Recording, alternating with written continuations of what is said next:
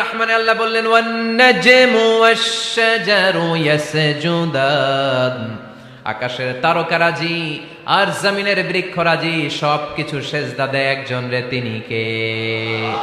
আকাশের তারাগুলো সেজদা দেয় কারে? এই গাছপালাগুলো সেজদা দেয় কারে? দেখছেন কোনোদিন? দেখেন নাই? ওই চোখ আমাদের নাই, তাই আমরা দেখি না। এই পৃথিবীর সবকিছু জিকির করে আল্লাহ, কিন্তু ওই কান আমাদের নাই, এজন্য আমাদের কান দিয়ে আমরা শুনি না। রব্বুল আলামিন বলেন ওয়া ইম মিন শাইইন ইল্লা ইউসাব্বিহু বিহামদিহি ওয়ালাকিন লা তাফকাহুনা তাসবিহাহুম। নবমণ্ডল ভূমণ্ডল যেখানেই যেটা থাকে না সবকিছু জিকির করে কার? এই যে আকাশের পাখিগুলো উড়ে বেড়ায়, পাখিগুলো জিকির করে কার? নদী নালা জিকির করে কার? সাগর মহাসাগর জিকির করে কার? পাখিরা যায় উড়ে যায় আকাশের ওই নীলিমায়, নদীরা যায় ছুটে যায় সাগরের ওই মোহনায়। পাখ পাখালি আর সাগর নদী, পাখ পাখালি আর সাগর নদী কার গুণগান গায়? আল্লাহু আল্লাহ আল্লাহু আল্লাহ আল্লাহর গুণগান গায়। সবাই পড়েন আল্লাহু আল্লাহ আল্লাহু আল্লাহ আল্লাহর গুণগান গায়। সুবহানাল্লাহ পড়েন।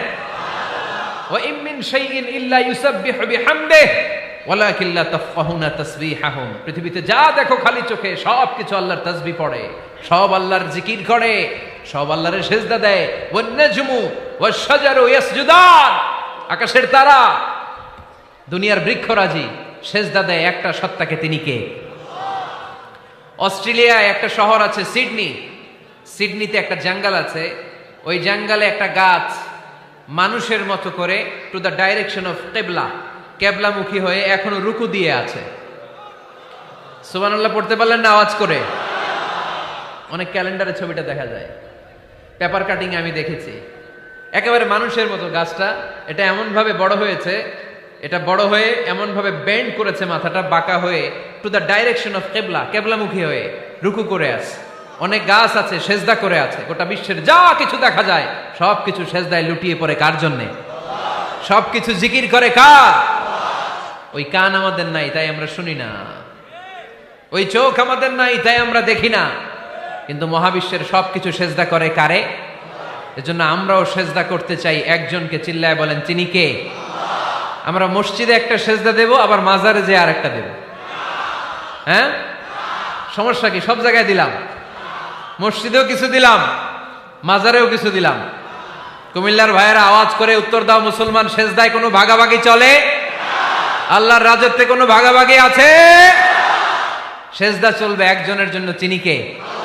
কোনো ভণ্ডামির সাথে ইসলামের কোনো সম্পর্ক, ভণ্ডামির সাথে কোরআনের কোনো সম্পর্ক।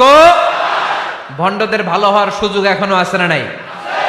আজকের এই লাখো জনতার মাহফিল থেকে আমরা তাদেরকে উদাত্ত আহ্বান জানাই, ভণ্ডামি ছেড়ে দেন, ভালো হয়ে যান।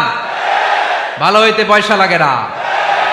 দোদেল বান্দা কালমা চোর, না পায় শ্মশান না পায় ঘোর, দিন থাকিতে আয়রে পথে ছাইড়া দে ভণ্ডামি, ভণ্ডামি ভণ্ডামি ভণ্ডামি, ছাইড়া দে ভণ্ডামি। ঠিক কিনা? নামাজ কালাম পড়ে না, ইবলিশ শয়তানের নানা। এরকম আছে? নামাজ টামাজ নাই, লাল শালু গায়ে দেয়া, গোসল করে না, মাথার চুল দাড়িতে জট পাকানো, বছরে গোসল করে একবার, বছরের একবার ওই গোসলের পানি মুরিদরা খাইয়া সব শেষ। এরকম আছে না নাই? এই অপরিচ্ছন্নতার সাথে, এই নোংরামির সাথে, এই মেন্টালি ডিসঅর্ডারের সাথে পরিচ্ছন্ন ইসলামের কোনো সম্পর্ক আছে? নামাজ কালাম পড়ে না, ইবলিশ শয়তানের নানা, ধর্মের একখান খুঁটি ধইরা কয়দিন করবা হয়রানি, ভণ্ডামি ভণ্ডামি ভণ্ডামি, ছাইড়া দে ভণ্ডামি। ঠিক কিনা? দোদেল বান্দা কালমা চোর, না পায় শ্মশান না পায় ঘোর, দিন থাকিতে আইরে পথে ছাইড়া দে ভণ্ডামি ভণ্ডামি ভণ্ডামি ভণ্ডামি, ছাইড়া দে ভণ্ডামি। আওয়াজ তুলে বলেন ঠিক কিনা? কোন ভণ্ডামির সাথে আমাদের সম্পর্ক আছে? এই কপালটারে সৃষ্টি করেছে কে? আমার দেহটারে তৈরি করেছে কে?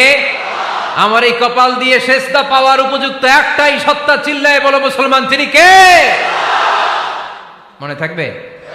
আল্লাহ ছাড়া অন্য জায়গায় সেজদা দিবেন? মাজারে সেজদা দিবেন? বাজারে সেজদা দিবেন? সেজদা দিবেন কারে? সেজদা দিলেই লাভ, সেজদা দিলেই। তাহলে কোরআন আমাদেরকে শেখালো ওয়াসজুদ ওয়াক্তারিব, prostrate and be closer to me.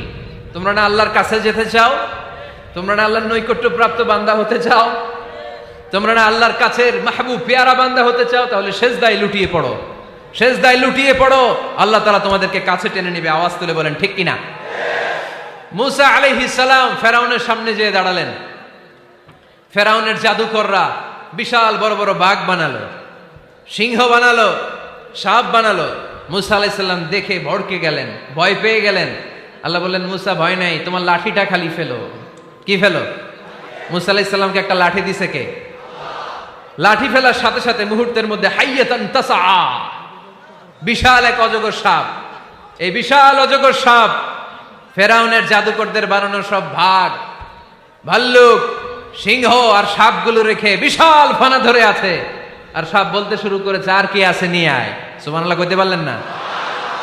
এই দৃশ্য দেখার সাথে সাথে ফেরাউনের রাজপ্রাসাদের সামনে যতগুলো জাদুকর ছিল, কোরআন বলে ফাউলকিয়াস সাহারাতু সাজিদিন।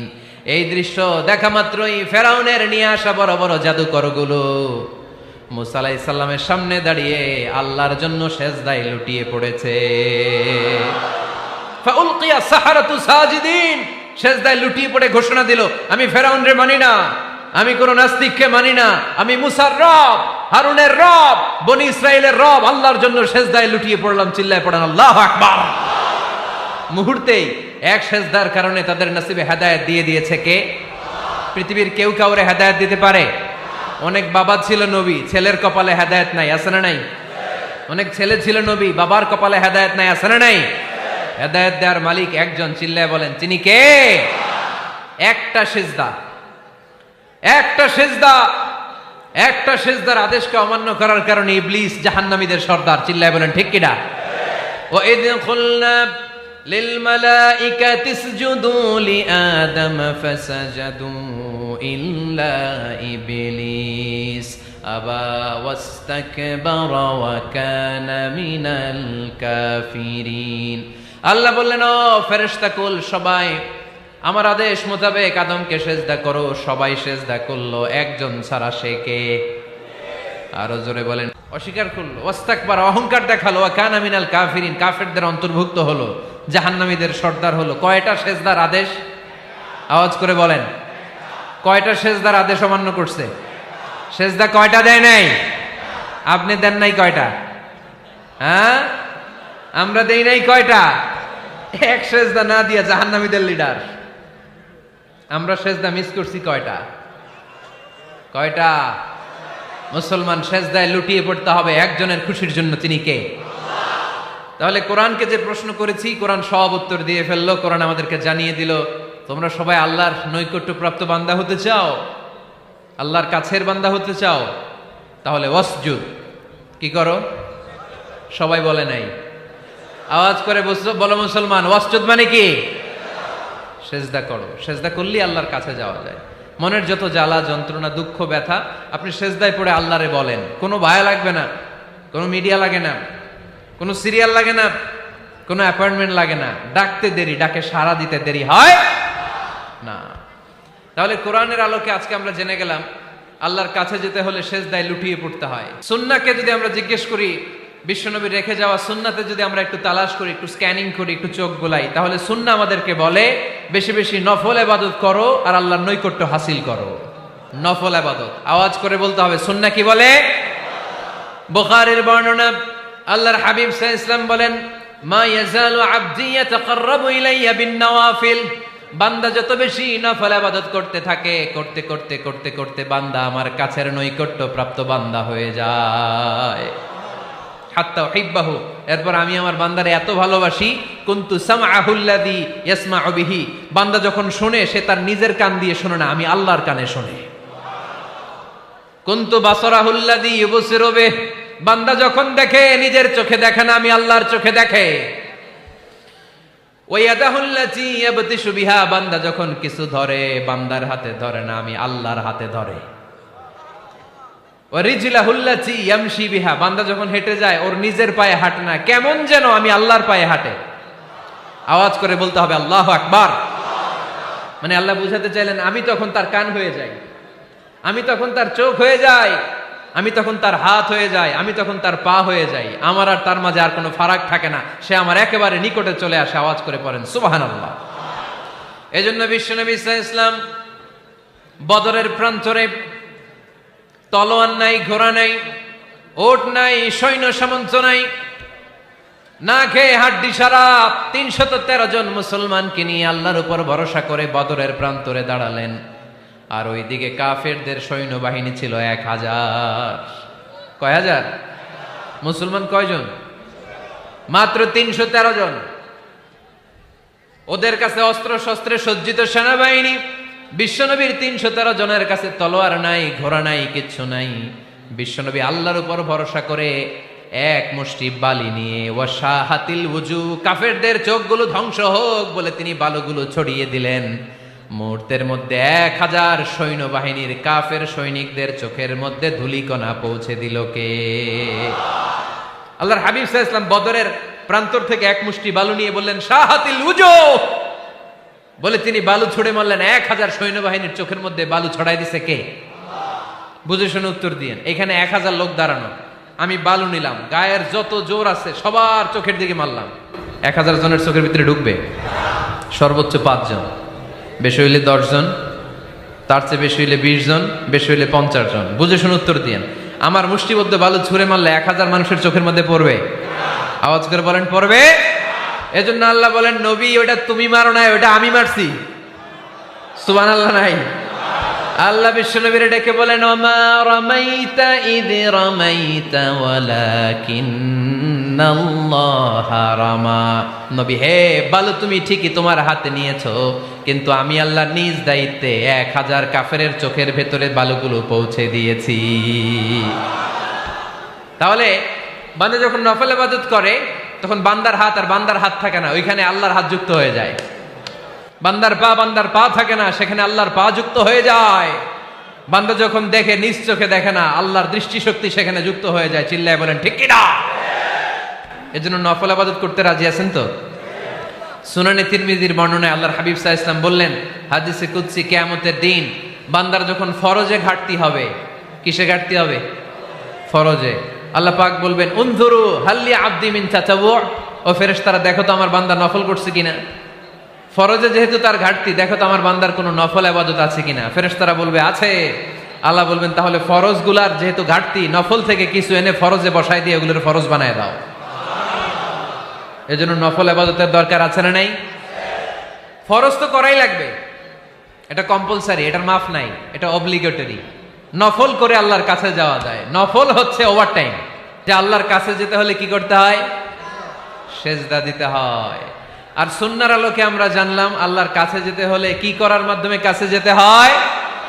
আওয়াজ করে বলেন নফল ইবাদত করতে রাজি আছেন সবাই? সবচাইতে শ্রেষ্ঠ নফল ইবাদত হচ্ছে কোরআনের তেলাওয়াত, ঠিক কি না? আল্লাহর হাবিব সাল্লাল্লাহু আলাইহি ওয়াসাল্লাম বললেন নফল ইবাদতের মাধ্যমে আল্লাহর কাছে যেতে চাও, নৈকট্যপ্রাপ্ত বান্দা হতে চাও, আফদলুল ইবাদাতি তিলাওয়াতুল কোরআন। সবচাইতে যত নফল ইবাদতের লিস্ট হতে পারে, এই লিস্টে র্যাঙ্কিং এ ১ নাম্বার থাকবে কোরআনের তেলাওয়াত। এই কোরআন তেলাওয়াত করতে রাজি আছেন তো?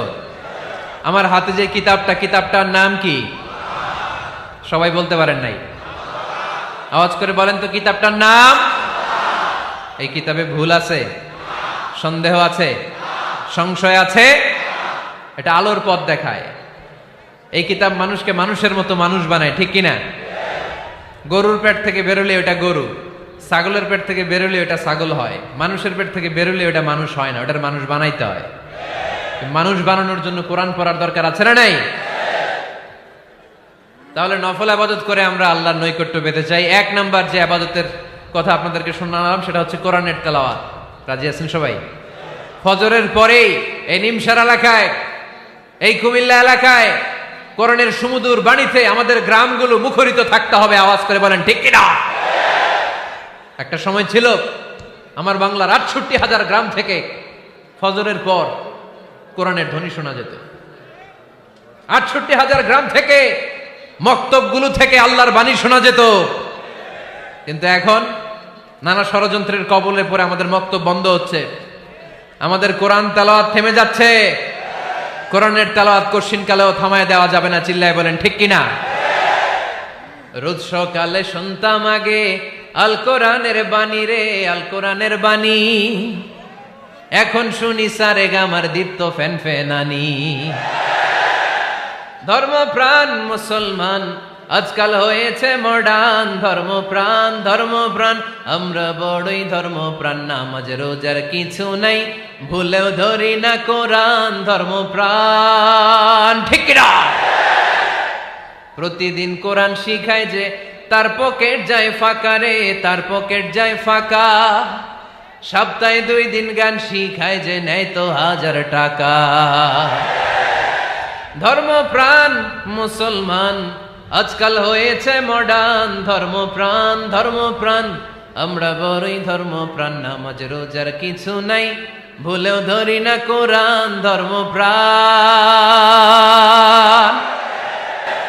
আমরা কি এমন ধর্মপ্রাণ হতে চাই? ফজরের পর আমাদের সিলেবাস কি? কোরআন তেলাওয়াত। আওয়াজ করে সবাই বলেন, ফজরের সালাতের পরে আমাদের প্রতিটি পরিবারে, প্রতিটি ঘরের সিলেবাস কি? তাহলে কোরআন তেলাওয়াত করব। 2 নাম্বার তাহাজ্জুদের সালাত পড়ব। ফজরই তো পড়তে পারি না, তাহাজ্জুদ পড়ব কখন? তাহাজ্জুদ পড়লে আপনার মর্যাদা বাড়ায় দিবে কে? রব্বুল আলামিন বলেন, ওয়া মিনাল লাইলি ফাতাহাজ্জাদ বিহি নাফিলাতাল লাকা আসা আন ইয়াবআসাকা রাব্বুকা মাকামাম মাহমুদা। তাহাজ্জুদের নামাজ যারা পড়বে তাদের মর্যাদা বাড়িয়ে দেয় কে? কারণ ওই মুহূর্তে আল্লাহ প্রথম আকাশে নেমে আসেন আর ডাকে, আলা মিন মুস্তাগফিরিন আগফিরালা। কার ক্ষমা দরকার? ক্ষমা চা, ক্ষমা করে দেব। আলা মিন মুস্তাকসিন আকসুলা। কার খাবারের দরকার, পোশাকের দরকার, চাও দিয়ে দেব। চাও, কার কি লাগবে চাও, আমি দিয়ে দেব। রমজানে তাহাজ্জুদ পড়ার একটা সুবর্ণ সুযোগ, কারণ সাহারি খাওয়ার জন্য তো ওঠাই লাগে। একটু তাহাজ্জুদের অভ্যাস করব আমরা। রাজি আছি তো সবাই? 3 নম্বর নফল ইবাদত হচ্ছে দোয়া। সবাই সবার জন্য দোয়া করব। অনেকে কয় হুজুর আমার দোয়া আমি করব, ওরটা ওই করব, এর লাগে আমি করুম কেন? আছে না নাই? না, এটা ভুল। নিজের জন্য করবেন, অন্যের জন্য করবেন। মা মিন আবদিন মুসলিম ইয়াদউ লি আখিহিল মুসলিম ইল্লা ক্বালা লাহুল মালাকু ওয়া লাকা বিমিসলিন। কোন বান্দা যখন তার ভাইয়ের জন্য দোয়া করে, ফেরেশতারা বলে, আল্লাহ এই দোয়াটা যে দোয়া করছে আগে তার জন্য কবুল করে নাও। আপনি দোয়া করলেন, আল্লাহ আমার ভাই অসুস্থ, তারে সুস্থ করে দাও। ফেরেশতারা বলে, আল্লাহ যিনি দোয়া করতেছে তার যদি কোনো অসুস্থতা থাকে আগে তারে সুস্থ করে দাও। এটার মধ্যে চোখের পানি জুড়ে দিবেন, আবেগ জুড়ে দিবেন, মুহূর্তেই আরশের মধ্যে যে নক করবে। চোখের পানির দাম আল্লাহর কাছে খুব বেশি। 2 ফোঁটা পানি, 2 ফোঁটা পানি আল্লাহর কাছে প্রিয়। আওয়াজ করে বলেন কয় ফোঁটা? 2 ফোঁটা। এক হচ্ছে জিহাদের ময়দানে রক্তের ফোঁটা, আরেক হচ্ছে অনুতপ্ত বান্দার চোখের পানির ফোঁটা। অনুতপ্ত বান্দা যখন অনুতপ্ত হয়ে কাঁদে, তার চোখের পানি চোখ বেয়ে নাকের ডগাবে মাটিতে পড়ার আগেই ওই বান্দার সব গুনাহ আল্লাহ মাফ করে দেয়। তাহলে প্রথমে কোরআন তেলাওয়াত, তারপর তাহাজ্জুদের নামাজ, তারপরে দোয়া, 4 নম্বরে জিকির। জিকির নফল ইবাদত, ঠিক কি না? জিকির করতে করতে এই স্টেজের উপরে উঠে যাবেন আপনারা সবাই। ফাযকুরুল্লাহ কামা আল্লামাকুম। জিকির ওইভাবে করো যেভাবে আল্লাহ শিখিয়েছেন। আল্লাহ কিভাবে শিখিয়েছেন? ওয়াযকুরু রাব্বাকুম ফি নাফসিক। দেখেন জিকির করার পদ্ধতি কোরআন থেকে শুনেন। মনে মনে করো, তাদাররুআন সবিনয়ে করো, খিফাতান ভীত বিহবল চিত্তে করো, দুনাল জাহরি মিনাল কওল অনুচ্চ স্বরে, বেশি আওয়াজ করে লাফালাফি করো না। এটা হচ্ছে জিকির করার পদ্ধতি। জিকির করার পদ্ধতি আল্লাহর হাবিব শিখালেন, আহাব্বুল কালামি ইলাল্লাহি আরবাআ। আল্লাহর কাছে সবচেয়ে প্রিয় কথা কয়টি? 1 নাম্বার সুবহানাল্লাহ, 2 নাম্বার আলহামদুলিল্লাহ। 3 নাম্বার লা ইলাহা ইল্লাল্লাহ। 4 নাম্বার আল্লাহু আকবার। এর চেয়ে শ্রেষ্ঠ জিকির আর হতে পারে? আবার আল্লাহর হাবিব সাল্লাল্লাহু আলাইহি ওয়াসাল্লাম বললেন, মান ক্বালা লা ইলাহা ইল্লাল্লাহ দাখালাল জান্নাহ। একবার লা ইলাহা বলে যে মরতে পারবে তার জন্য জান্নাত ওয়াজিব করে দিবে কে? আল্লাহ। এই জিকিরগুলো করবেন হাতের গিড়ায়, আঙ্গুলের গিড়া আছে না, ডান হাত তুলেন তো, এরকম গিড়াগুলো দেখেন তো আমারে, এইভাবে সুবহানাল্লাহ সুবহানাল্লাহ সুবহানাল্লাহ। এটা সুন্নাত, পারা যাবে? আব্দুল্লাহ ইবনে আমর ইবনে আল-আস বলেন, রাআইতু রাসূলুল্লাহ সাল্লাল্লাহু আলাইহি ওয়াসাল্লাম ইয়াকিদু তাসবিহা বিয়ামিনি। আমি নিজ চোখে আল্লাহ রাসূল সাল্লাল্লাহু আলাইহি ওয়াসাল্লামকে ডান হাতের গিড়াতে এরকম তাসবিহ পড়তে দেখেছি। সুবহানাল্লাহ পড়েন। নীরবে নিঃশব্দে জিকির করবেন। হ্যাঁ, এটা ঠিক। তালিমের জন্য একটু আওয়াজ করে প্রয়োজনে মাঝে মাঝে জিকির করা যায়, যেমন এইভাবে পড়েন, সুবহানাল্লাহ আলহামদুলিল্লাহ লা ইলাহা ইল্লাল্লাহ সুবহানাল্লাহ লা ইলাহা ইল্লাল্লাহ মুহাম্মাদুর রাসূলুল্লাহ সাল্লাল্লাহু আলাইহি ওয়াসাল্লাম। এই যে আপনাদেরকে এখন আমি তালিম দিলাম, এই তালিমের উদ্দেশ্যে সুন্দরভাবে অল্প আওয়াজে জিকির করা যায়, কিন্তু চিৎকার চেঁচামেচি করে, আমার দিকে তাকান, এদিকে তাকান, চিৎকার চেঁচামেচি করে লাফালাফি করে জিকির করা যাবে? জিকির করতে করতে প্যান্ডেলের বাঁশের মাথায় ওঠা যাবে? যিনি জিকির পরিচালনা করতেছেন ওনার ঘাড়ে ওঠা যাবে? যাবে? আল্লাহর হাবিব সাল্লাল্লাহু আলাইহি ওয়াসাল্লাম জিকির করতেছেন, আবু বকর ওমরে ফারুক বসা, আবু বকর রাদিয়াল্লাহু জিকির করতে করতে আল্লাহ রাসূলের ঘাড়ে। হাদিসে আছে না এগুলা? কথা কয় না। আল্লাহর হাবিব সাল্লাল্লাহু আলাইহি ওয়াসাল্লাম তাসবিহ পড়তেছেন, ওমরে ফারুক জিকির করতে করতে এশকের ঠেলায় আল্লাহর নবীর কান্দে। গোটা বিশ্বের কোন হাদিসের কিতাবে এই পন্থায় জিকির দেখানো যাবে? কোরআনের কথা শুনেন, ফাযকুরুল্লাহা কামা আল্লামাকুম, ওইভাবে আল্লাহর জিকির করো যেমন করে আল্লাহ তোমাদের শিখিয়েছেন। কোন হাদিস দেখাতে পারবেন যে আবু বকর রাদিয়াল্লাহু তাআলা আনহু জিকির করতে করতে, আরব দেশে সৌদিতে ছিল খেজুর গাছ, জিকির করতে করতে খেজুর গাছের আগায়, ওমরে ফারুক খেজুর গাছের আগায়, এগুলো পেলেন কোথায়? কেন এগুলো করেন? আল্লাহর হাবিব সাল্লাল্লাহু আলাইহি ওয়াসাল্লাম না, আল্লাহর হাবিব সাল্লাল্লাহু আলাইহি ওয়াসাল্লাম যেভাবে জিকির শিখিয়েছেন আমরা ওইভাবে করব। বরকত দিবে কে? 5 নাম্বার নফল ইবাদত, দান খয়রাত করব। রাজি আছেন? গোপন দান, গোপন দান আল্লাহর রাগ কমায় দেয়। কোন কারণে আমার রব যদি আমার উপর রেগে থাকে, আমি গোপন দান করলে ওই রাগটা মুহূর্তে ঠান্ডা হয়ে যায়। আল্লাকা সিররুন ইনদাল্লাহ বাইনাকা আনতা ওয়া বাইনাল্লাহ, আল্লাকা সাদাকাতুন তাখফা লা ইয়ালামুহা ইল্লাল্লাহ, আল্লাকা সিররুন ইনদাল্লাহ বাইনাকা আনতা ওয়া বাইনাল্লাহ, আল্লাকা সাদাকাতুন তাখফা লা ইয়ালামুহা ইল্লাল্লাহ। সুবহানাল্লাহ পড়েন। তোমার আর তোমার রবের এমন কোন গোপন বিষয় আছে নাকি যেটা তুমি আর তোমার রব ছাড়া কেউ জানে না? তুমি জীবনে এরকম গোপন দান করছো নাকি যেটা আল্লাহ ছাড়া কেউ দেখেনি? ওই দানটা আল্লাহ পছন্দ করে। সর্বশেষ কথা বলি, শেষ কথা, মানুষকে খাওয়াবেন। মানুষকে কি করবেন? খাওয়ানোর চেয়ে ভালো নফল ইবাদত আছে? কি করবেন? খাইবেন। কি করবেন? খাওয়াতে রাজি আছেন তো?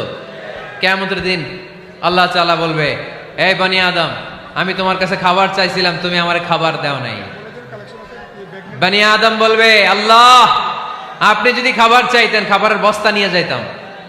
আল্লাহ তাআলা বলবেন, এই যে না খেয়ে থাকা পথ শিশুগুলো, শীতের রাতে শুয়ে থাকা না খেয়ে থাকা শিশুগুলো খাবার চেয়েছিল, তুমি খাবার দাও নাই, ওদেরকে খাওয়ালেই আমি আল্লাহকে খাওয়ানো হয়ে যেত। এজন্য মানুষকে খাওয়াবেন। রাজি আছেন তো?